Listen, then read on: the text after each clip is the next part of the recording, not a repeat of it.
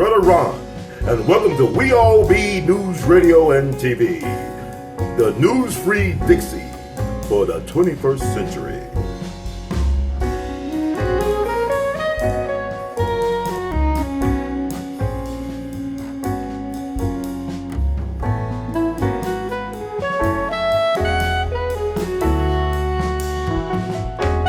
We All Be is honored to have on once again a very popular guest on our platform, the one and only truly beyond category, Dr. Randy Short. And also we have a special guest, Sister Black Rose, going to join us for this very important session that we're going to share this information, because knowledge is the currency of the universe and information is definitely power. In honor of Baba Dick Gregory. How y'all doing today? Oh, man. I'm like a white person in Africa getting everything first. I heard that. I'm living my best life. All right, that's excellent. So let's get down to the. Go ahead. I'm sorry. Oh, go ahead. I just want to talk about Chicago right now. There's a lot of things happening in Chicago. I think it's a big PsyOps project in Chicago. But let's talk about the Jussie Smollett situation, Dr. Short. You was one of the brave souls that went out there and told it like it was. You called it. You called your shot. You said Jussie was a hoax. And it's like the truth has been bared out over the weeks. So what are your thoughts about the Jussie Smollett situation? Well, now that he's in trouble, I will call him Pussy Done It. Now you want to know who done it? Pussy did. Because he ain't Jussie. That was a pussy move for a pussy dude. And so, that's just, it was all BS. Everything was BS about it. You know, Ron, I had to file criminal charges against my boss in 2010, in October 2010. And when you go in and you file a criminal complaint, the police demand that things make sense. But they'll start questioning you. I mean, certain people, particularly if you're a black man, you go in. But again, he's half Jewish. People need to remember that. And he's rich, and he's from Hollywood, and he's in the Gold Coast Loop section of Chicago where people get treated special, in the gay area. But if you're an ordinary person, if you go in, if your story doesn't line up, the police are not really willing. They don't really care. There are instances where people have the information, and if you're a black person of low income, or if the police just don't care, they don't hear stuff even when you're telling them. Not far from where I live, there was a serial killer killing black women up in Petworth in northwest Washington, D.C., and burying them in the floorboards of an abandoned building.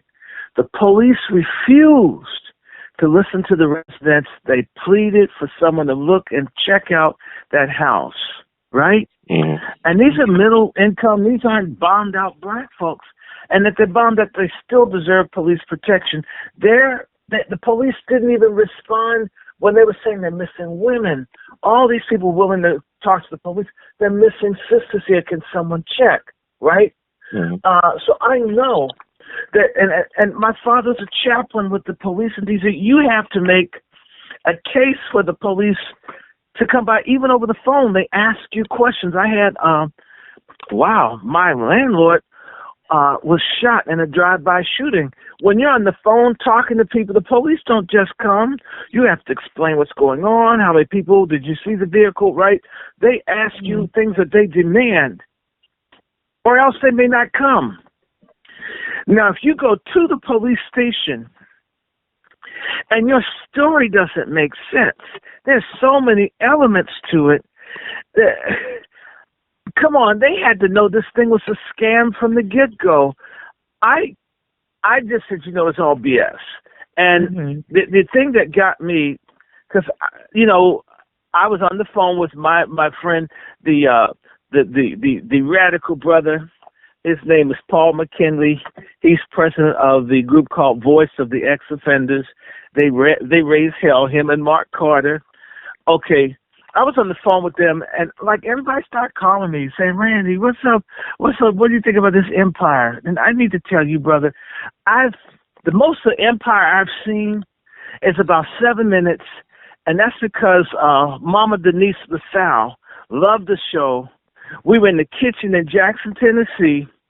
She wanted to see it. I didn't want to see no damn Empire. And I was eating.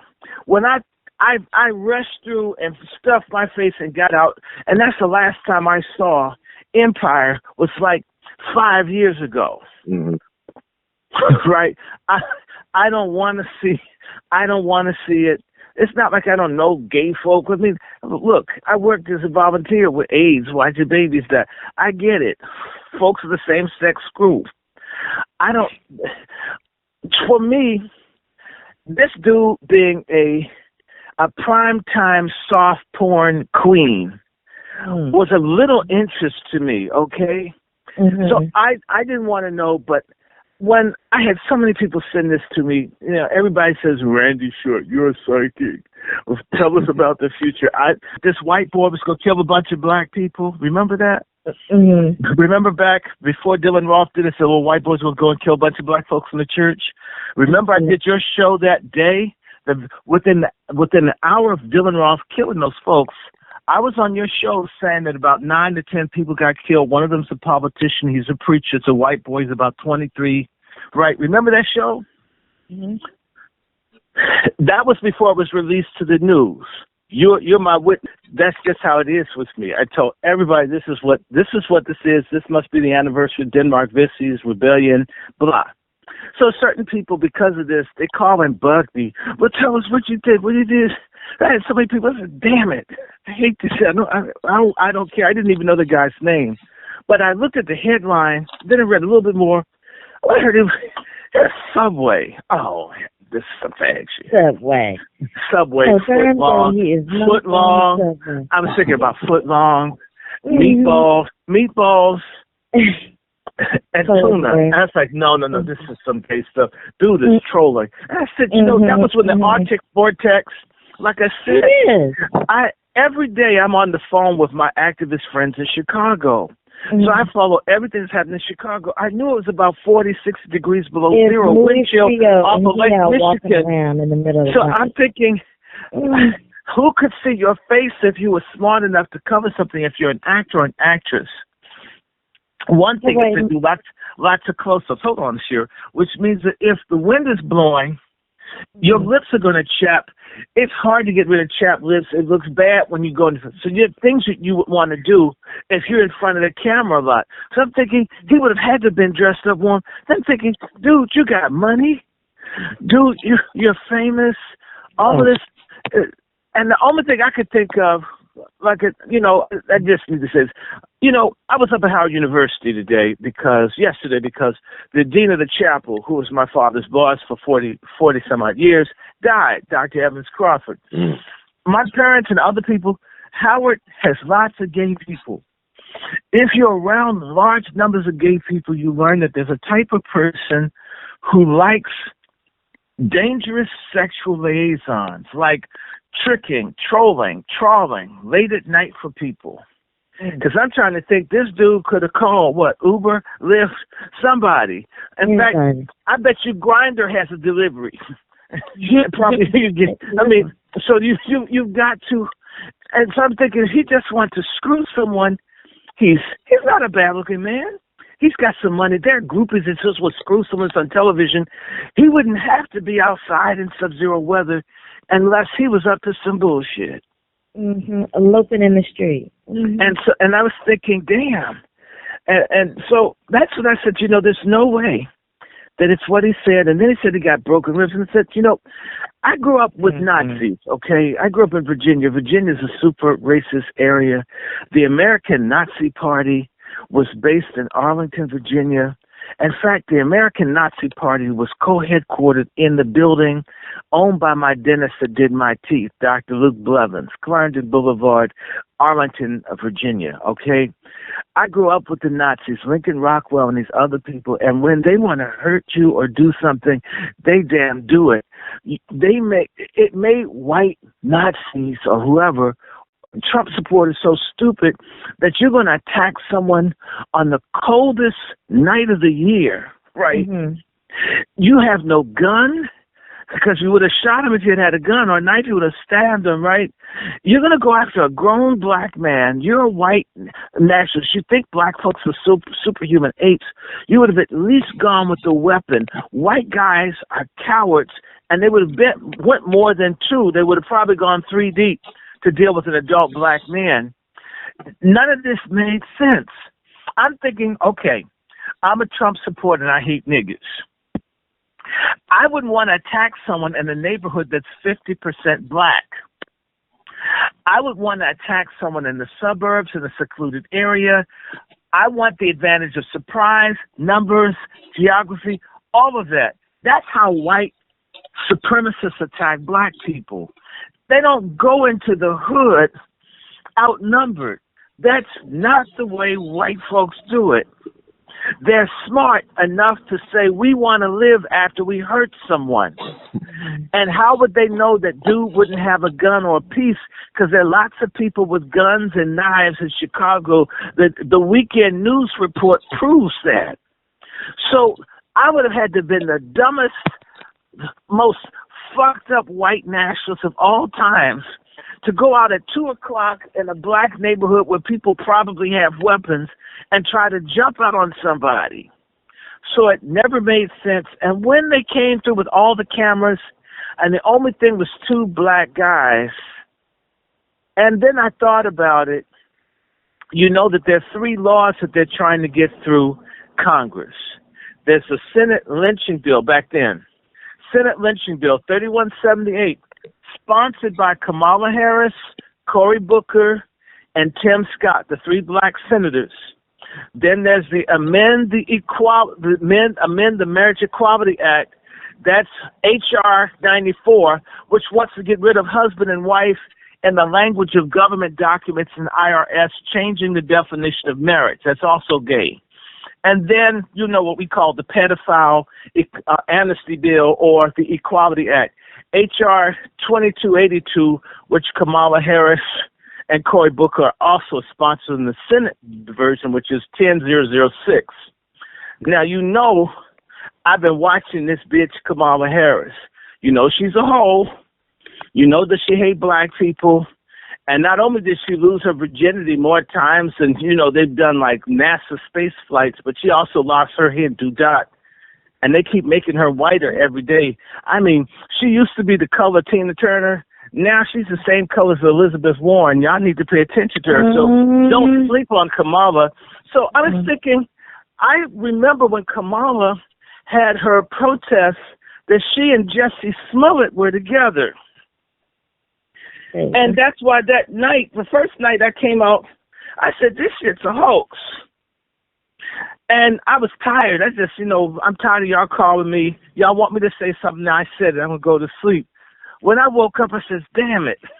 I didn't quite get that right. I was tired. So I started talking about this lynching bill. I made 2 mistakes. The one mistake I made was I said Jussie Smollett was like a South African colored. I knew there's some mixed thing in there. I just knew that. I just hadn't, I had no interest in empire. But his father's Jewish, right? And the mother's something, right? But that lynching bill that they were pushing, and if you recall that Kamala Harris and Cory Booker sent that tweet out that was a lynching. And so I mentioned that this is linked to this stuff that they're trying to push for gays in D.C. I know it is. And I also mentioned that punk Lee Daniels. He hates black masculinity. He hates black women. He hates himself. He hates his own asshole. Okay, and it's nutsack too. Okay, Lee Daniels is a piece of shit. And I figured he put this confused, high yellow, mature adult out here to do this stuff. I guess it's like a gay suicide mission. And when that dude came out and said he's a gay Tupac, I knew I was right. So all of this was very clear to me. And the way that everyone came out, Kamala, Elizabeth Warren, all the people that ignore Edward Buckner, who murders the sodomite that injects black men lethally with crystal meth out in California, Nancy Pelosi, all of these people who are friends to Ed Buck, who kills black men, came out for Jesse. I said, this is some Democratic Party move, which verified what I had said when I woke up.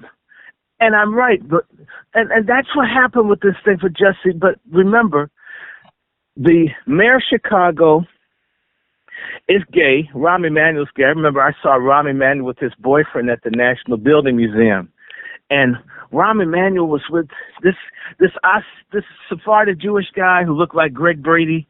The dude's pants were so tight, it looked like he's gonna bust the scene. And those dudes they had the biggest smiles on their face, couldn't wait to leave. He left his staff.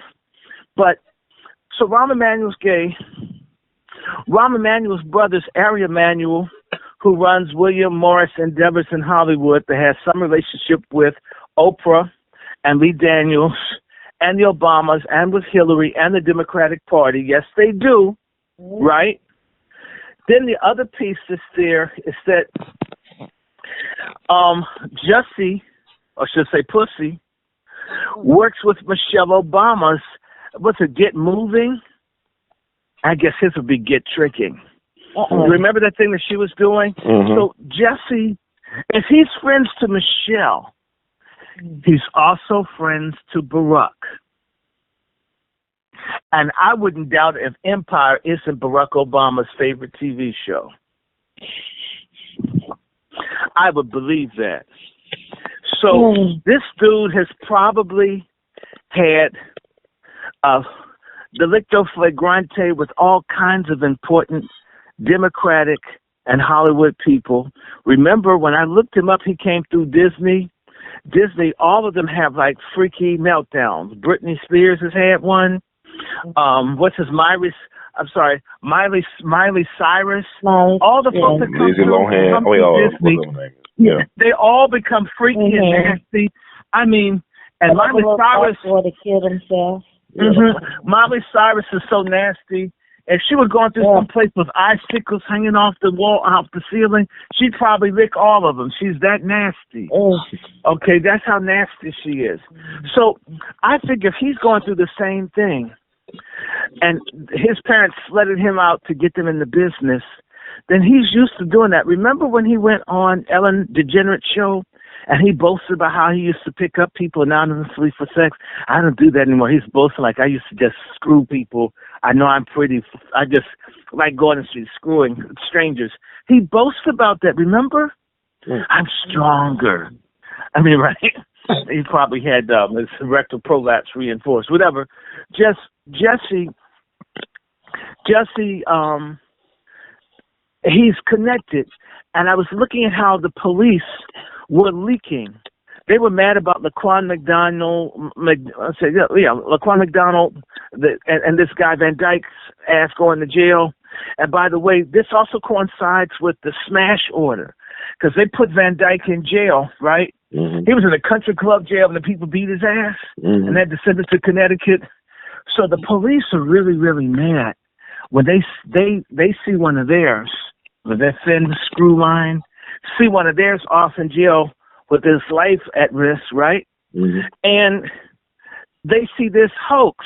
So they've been leaking stuff, trying to undermine Jesse, but they couldn't come after him. Remember, the black female prosecutor all of a sudden didn't want to get involved. Now, you know what? You show me one of these little butched out black women prosecutors like the Dyke Lori Lightfoot that's running to be mayor of Chicago. They've never seen a black man they didn't want to lock up, because all the people with natural penises locked up means them with their sex toys have half a chance to get the women. They want to cut down the odds.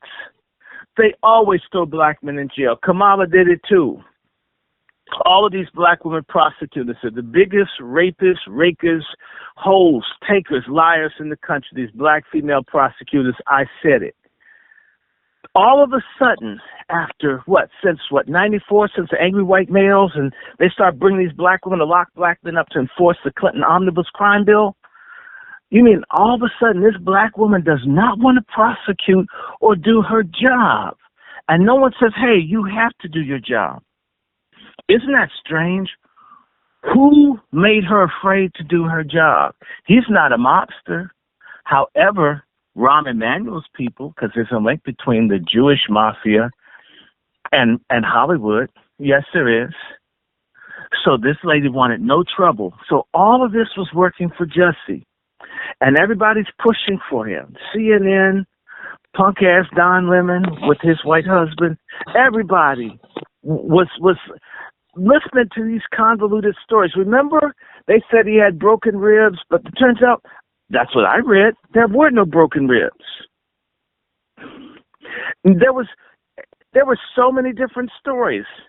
I mean, you go back to your apartment building with this thing. In fact, he's going to need that rope for the soap once they lock him up. Nothing about that story was real. Nothing. Not even the way he was acting. You're still doing your concerts and all this, and you're talking about how strong you are. And his family, they black and Jewish, just like Zimmerman was Latino, black and Jewish, who killed Trayvon Martin, George Zimmerman. If you come from a Talmudic background where you have the right, I forget the term, it starts with an M, in Jewish culture. I'll look it up and I'll find it for you. In Islamic culture, it's called taqiyya. You have the right to lie to non-Muslims for advantage, taqiyya. It's masera or something. I'm going to get the word for you. I'm going to look for it right now. You have the right to lie to Christians and others when you're a Jew. I don't know if you know that. So the whole family, their father's Jewish, so they're all lying for their brother. Everybody's lying. And no one wants to defend Jussie. In fact, frankly, what I think they wanted to do was they sold Jussie that if he pulled this off, he could become like a gay icon. He could become the new Bayard Rustin. And then they would just lavish attention on him and make him the same way they made Black Lives Matter. They just give so much attention to certain people. You think about how many programs you've done, Brother Ron. In the last 6 years that I've known you, as of this month, 6 years that I've known you, you've done more programming, and have you ever gotten any of the attention that Black Lives Matter? Oh, no. Never. Not even one time. I know a lot of people, they out here 20, 30, 40 years. It's because they built those people up to dog us. They were building him up to screw us. Remember, they've had several gay youth groups that were supposed to be the leadership block for the millennials. They tried their stuff with Occupy. That failed. Color of Change. That failed, right? Black Lives Matter, those butchers, y'all failed. And at least put some pretty dykes out there, Dolores. Don't get somebody look like G.I. Joe with the weave. Damn. I mean, but tempt us. Don't make us angry. Don't make us know that you don't like men. That failed.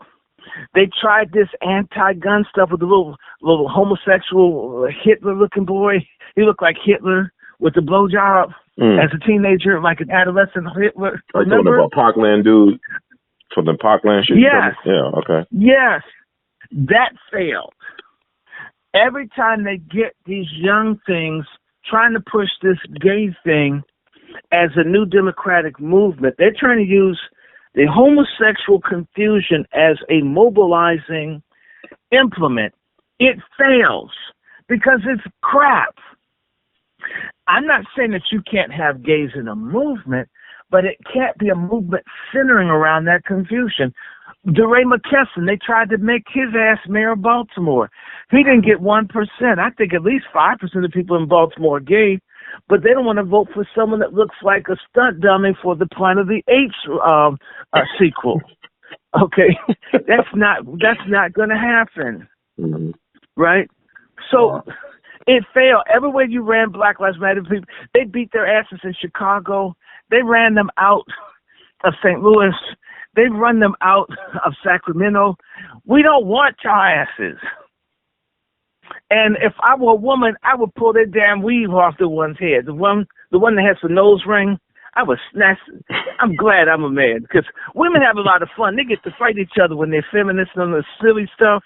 When you're a man, you just have to hold it in. That's why black men die younger, not being able to just open up and beat someone's ass when they're out of control. Not everybody's going to be like Ike Turner. So they had all of these gay movements fail. And they said, well, you know what?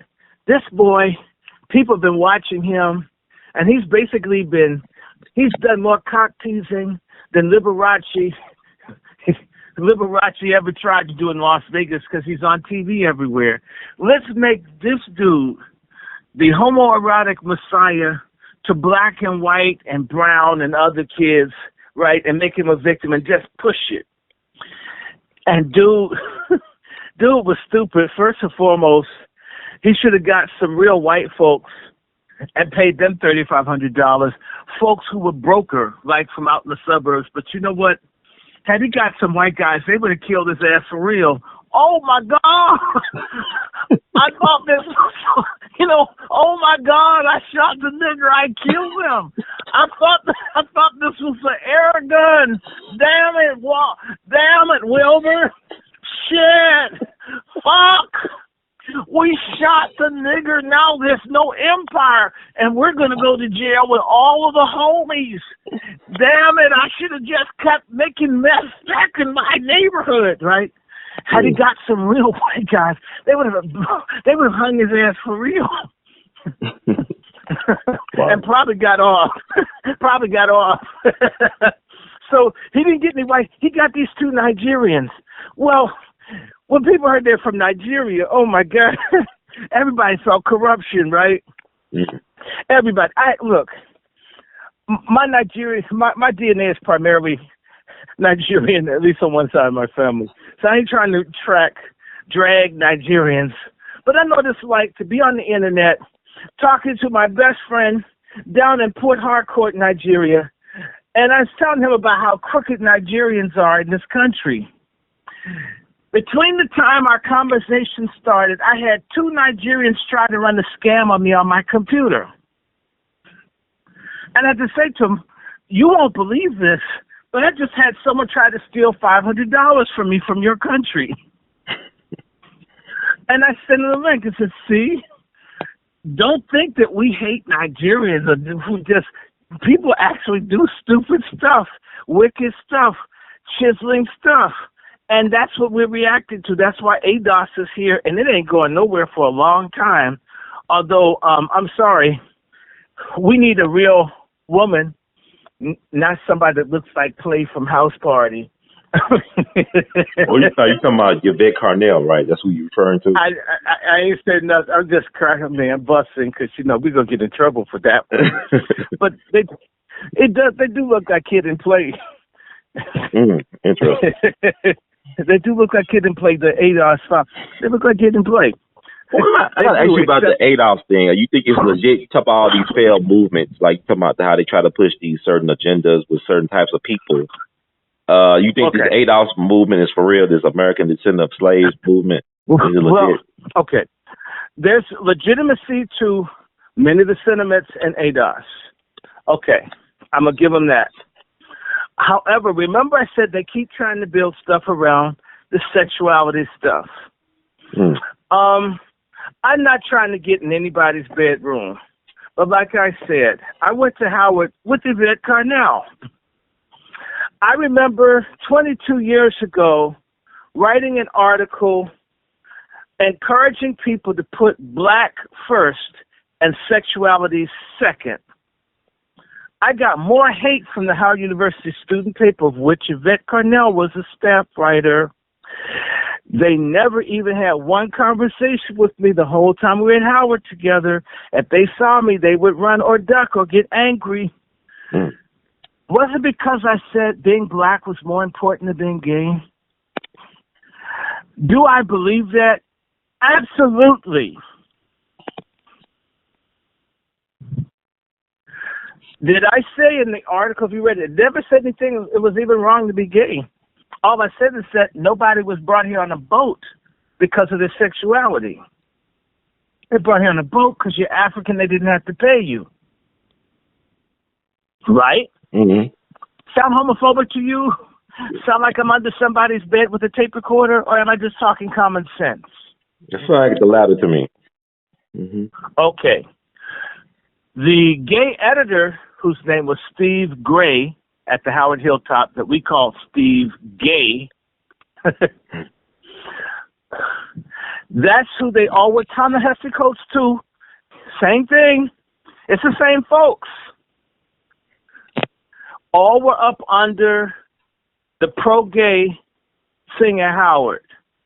I didn't say Ta-Nehisi Coates was gay, but when the folks came for me, when they had Keith Boykin and all of them attack me, no one ever said, hey, Short has a valid point, which means that the paper editorially agreed, punish Short for saying that being black was more important than being gay. Yvette was a part of the staff. Ta-Nehisi Coates was a part of the staff. Fact. Y'all like it, whether you like it or not, listeners, that's exactly true.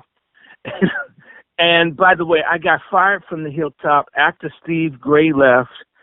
A friend of mine, April, got the paper. Then they brought in another gay person, and all they wanted to do was do gay stories.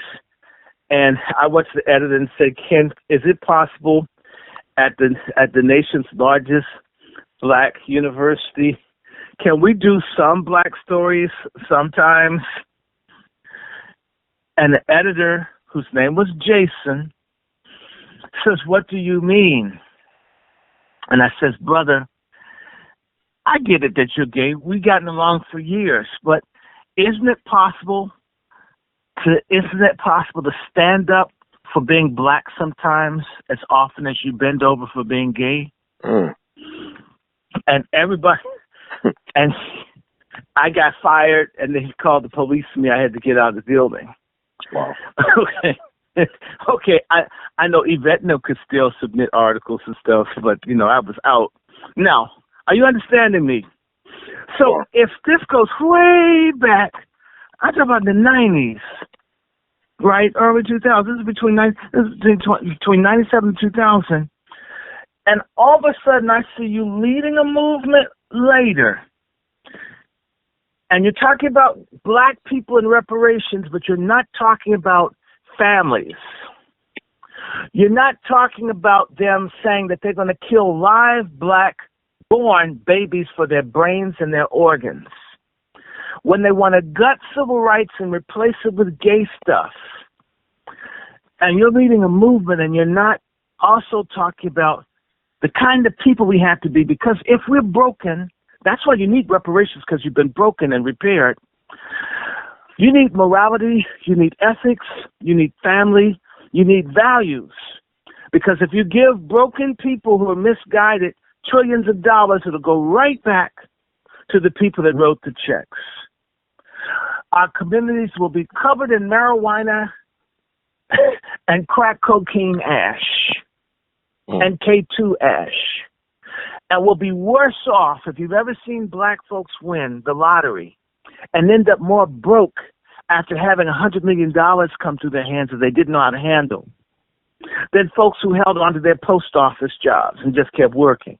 Are you feeling me? Mm-hmm. I'm pro-reparations. In fact, Ta-Nehisi Coates and Yvette Carnell were never members of the Howard University in Cobra chapter. I know because I was one. Now, what's in Cobra for the people, Dr. Short? Who might not understand? Oh my God, I don't know. It's a national something for reparations. Forgive me for not remembering. It's in Cobra. People that know about reparations do, some black folks don't have the right to be this stupid, Ron. That you have to explain everything. In Cobra, look the shit up. Right. I agree. But also people don't know, they think ADOS happened in a vacuum. I remember Randall Robinson growing up. I remember Randall Robinson trying to get reparations for black people. Even Johnny Cochran tried before he died. It's a whole list of people. No, they killed Johnny Cochran. They killed my cousin Arthur Ashe. They killed people that were talking about reparations. and justice and answer. They bumped him off. Ronald Brown, they killed him. He's for reparations. I'm not knocking ADOS. I'm only trying to say to you, isn't it interesting that I was writing about reparations in Howard University's student paper 20 plus years ago, and one of the people that's pushing it now, they act like they came up with this idea. No, you didn't. No, you didn't. And Claude Anderson isn't the only person that was talking about black empowerment. I'm not knocking Claude Anderson. Thank God for him. So Yvette and the other brother, by the way, he went to school with my best friend in L.A., and everybody knows the dude can't string two ideas together. Just listen to him. And he's kind of weak. You talking about Tone Talks, right? Tone Talks. The guy that knows. I mean, he's like Charlie McCarthy, and she's Victor Bergen. She does all the talking. I mean, she's like the ventriloquist. He's the talking dummy. But he's a lawyer, though, right? I mean, he's a lawyer. Correct. I don't care. There are a lot of dumbass lawyers out here. Okay. A lot of cowardly black lawyers out here.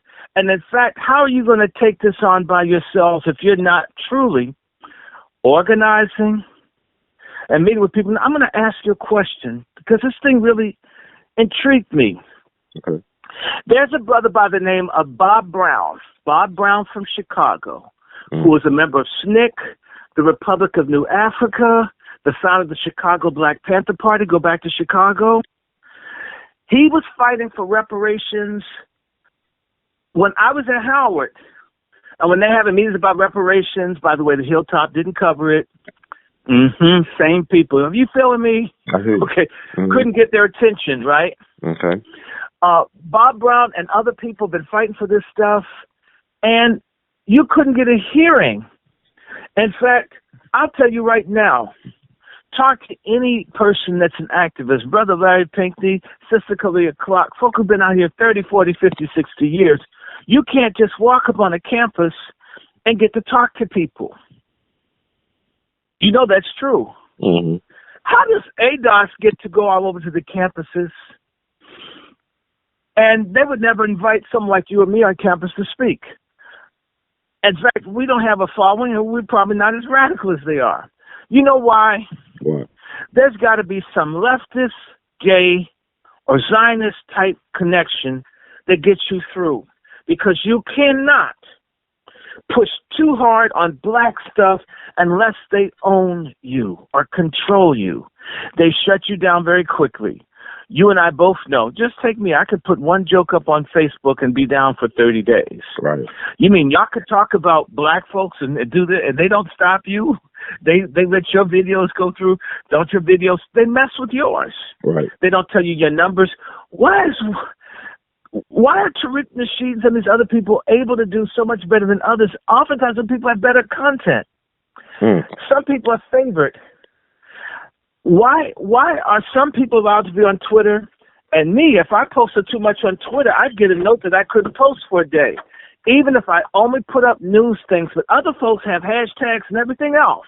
And they don't get, I mean, I'm not picking, but I'm just taking people like Sean King, or as I call him, Talcum X.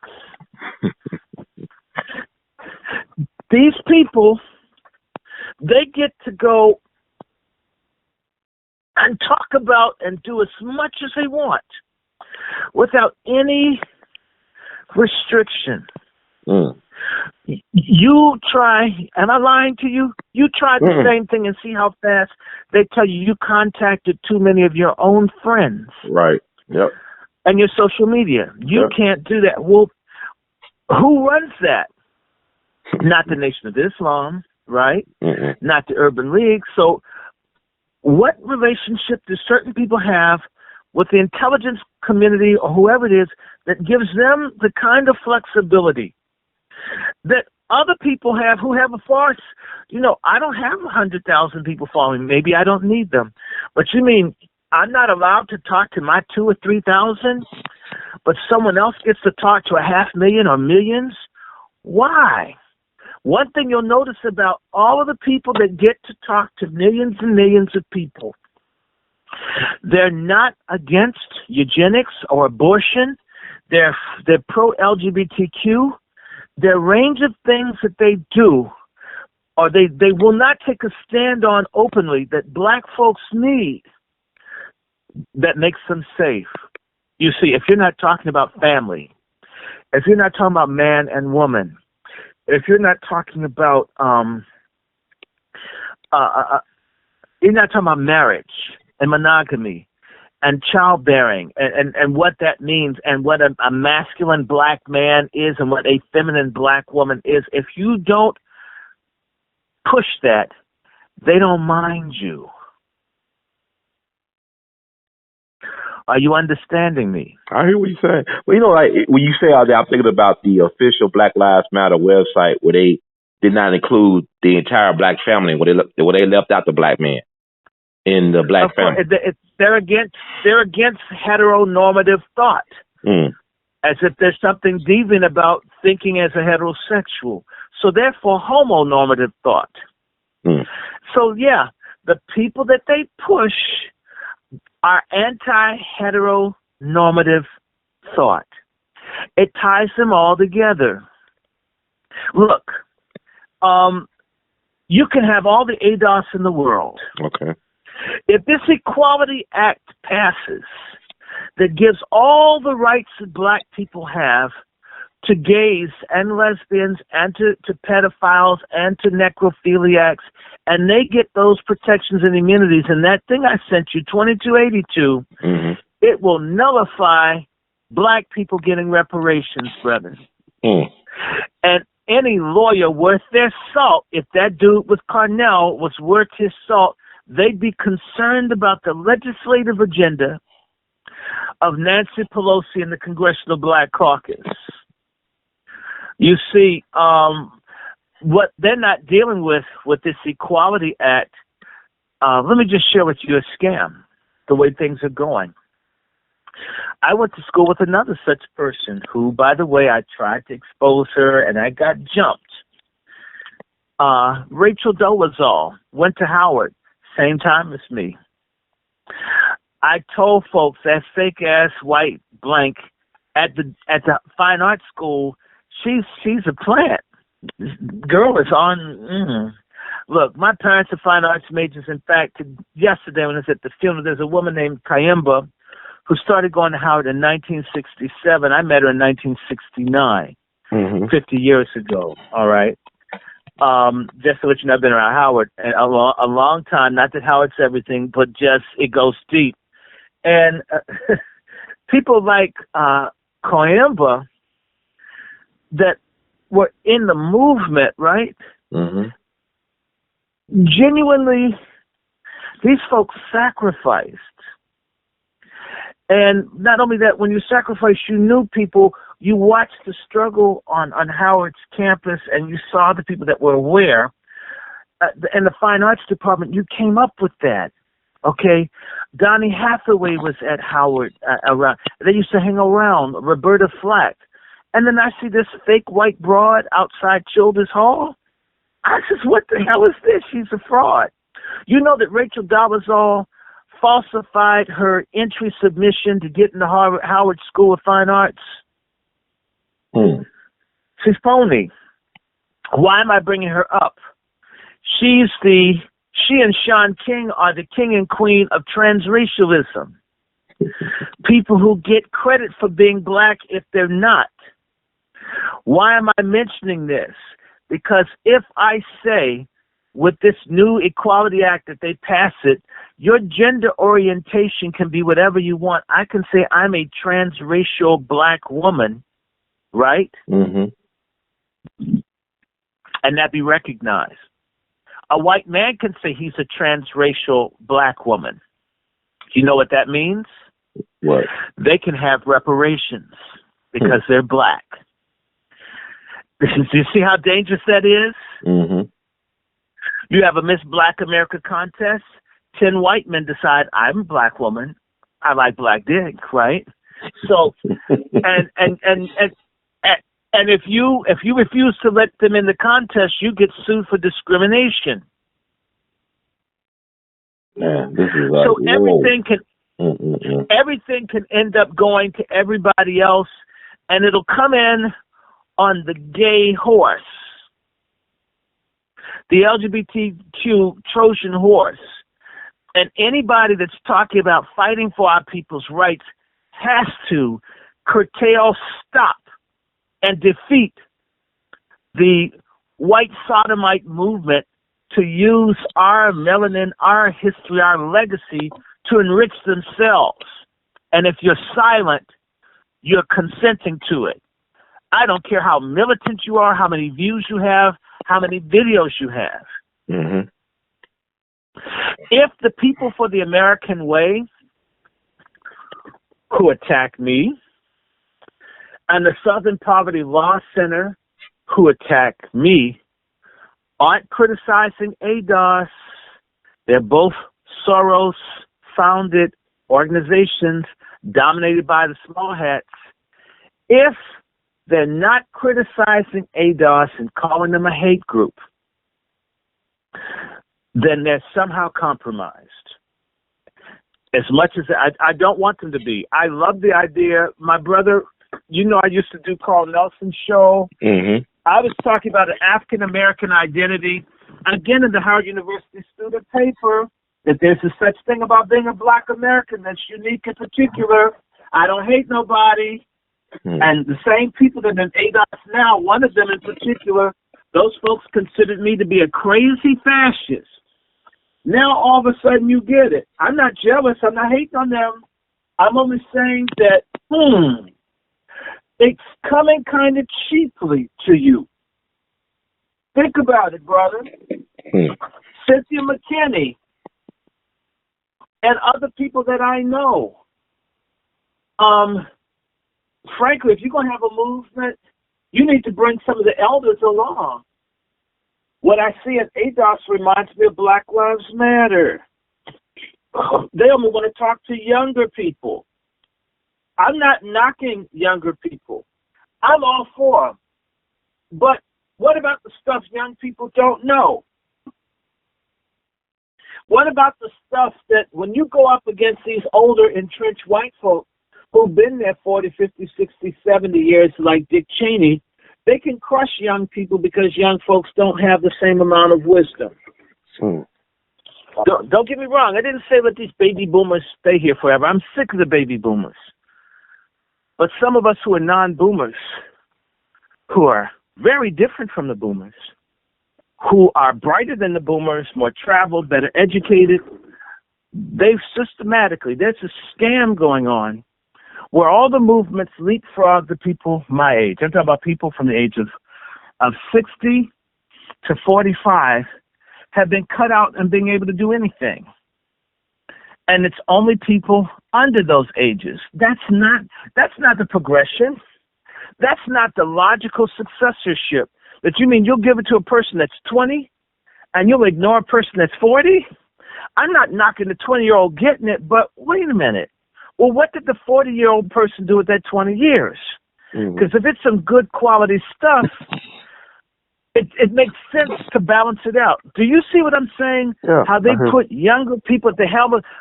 I've never seen anything like this in my life as a Black person, that people who are very young are preferred over more experienced, better trained people who are older than they are.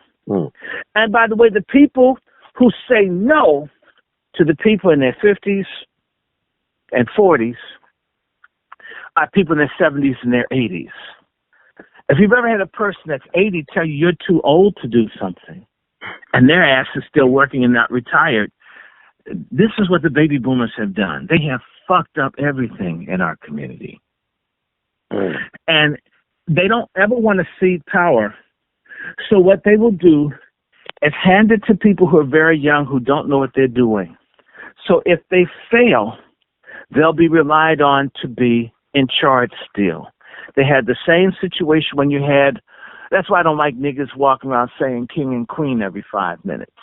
Because kings and queens aren't always a good thing. If you're a king or a queen and you don't treat the people right, but you have a divine right to rule, you have no reason to treat people right, love them, respect them, right? You don't. Mm-hmm. You don't have to do anything for them. Why? Because you're king. You get me? So as a result of that, my friend, our people are jammed. So back to ADOS. My only other problem I have with ADOS is that ADOS, aside from not bringing the older people along, aside from not tipping their hat and looking at other people who've been working on reparations and truly educating people, because reparations isn't just a check.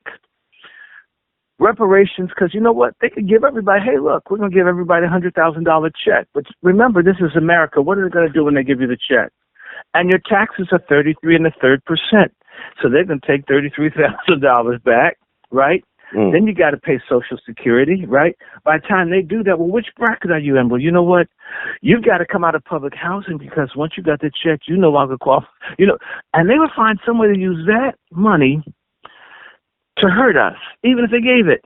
Because they gave the farmers $50,000. It wasn't enough. Well, it's the house money, right? It's like Vegas. The house always wins, right? You're playing with the house's money. Well, no, the house doesn't always have to win. It depends on what you negotiate for. Okay. And that's where wisdom comes in. Because when I hear people talking about ADOS, I just hear them talk about checks.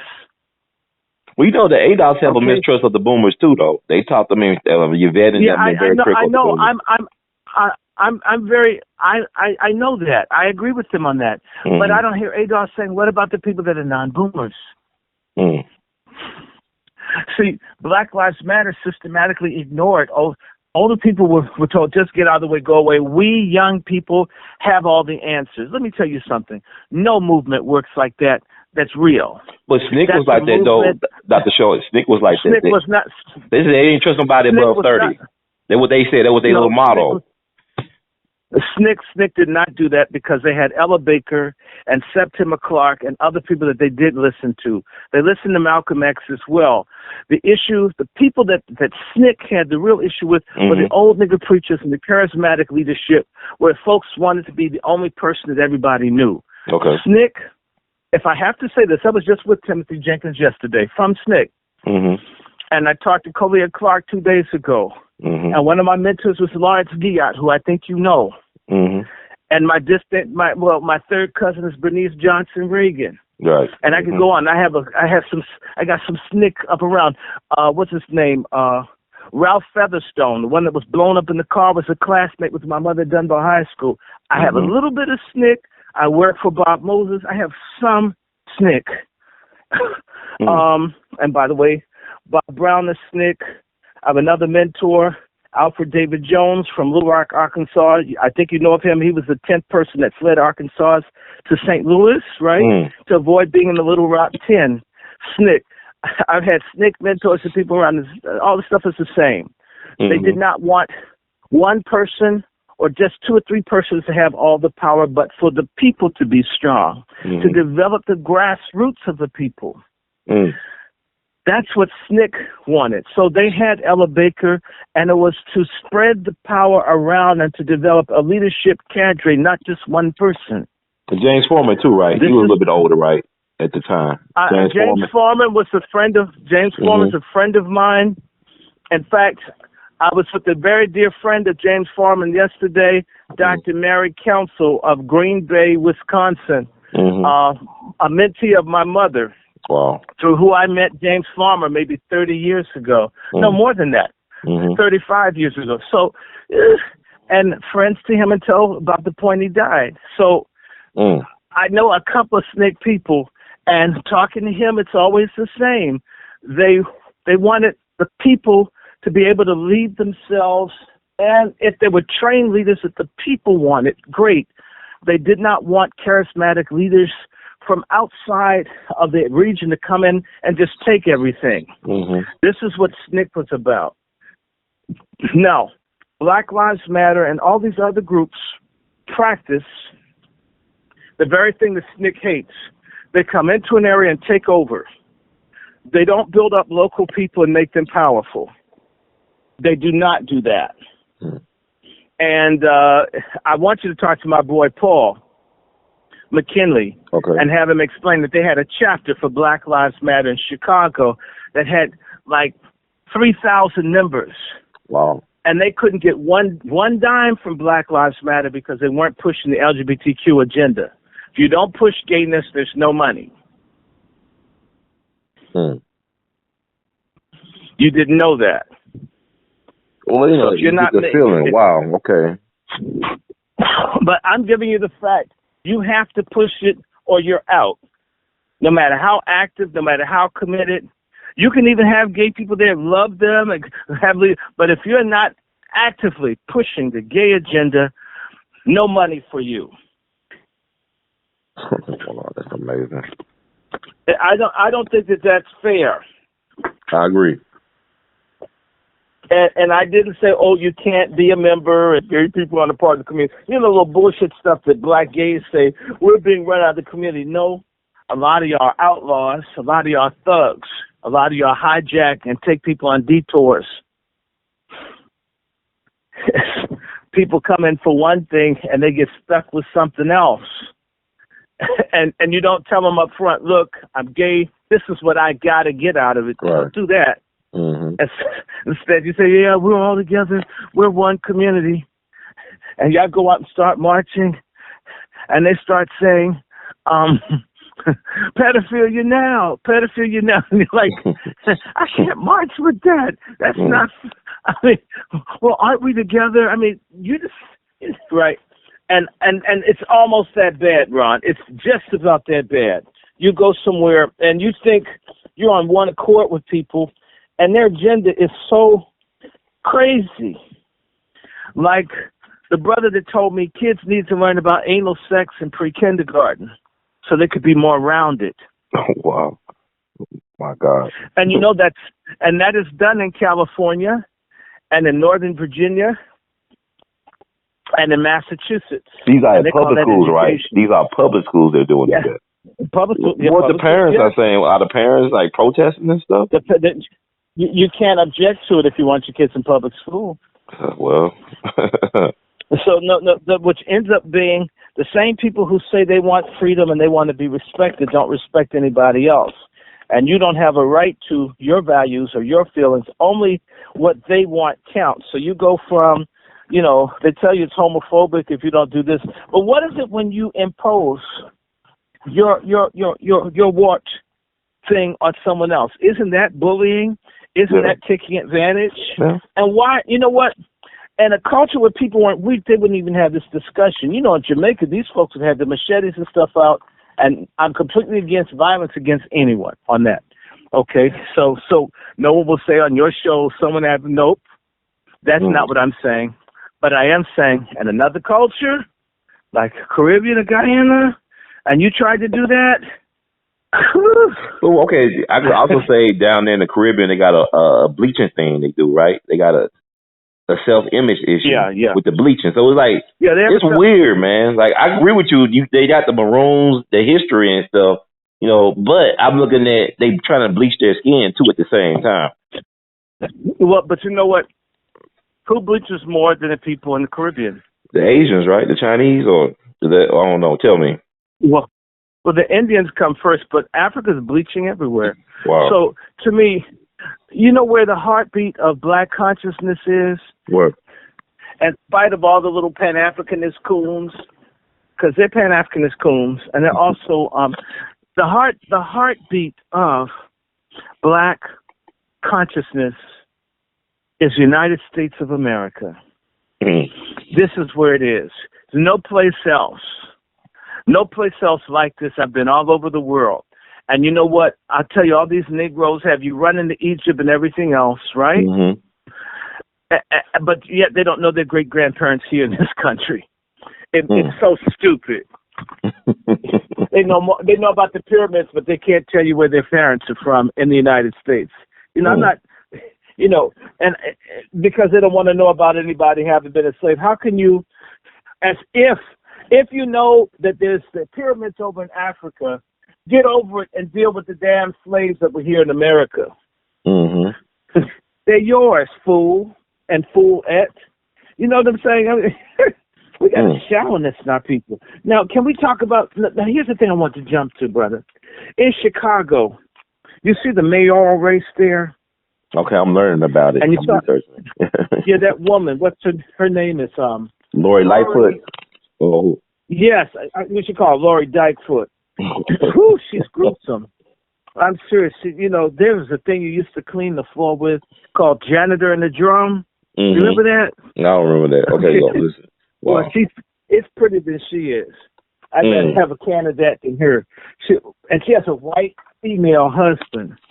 Lord help me, Jesus, help me. Keep me near the cross. Okay. She looks like Spencer. Octavia Spencer, the one from the Help that made the pie with the doodle in it. Yeah. Minnie. Yeah. Now, this woman hates reparations. She hates justice for black people. She's a prosecutor, locked up all the black men. She supported all the police killings, didn't do nothing. And she got most of her votes from white people. And she's in the service of the small hats and the racists, because they're going to count on her to destroy black folks in Chicago and give everything to the Mexicans and the others.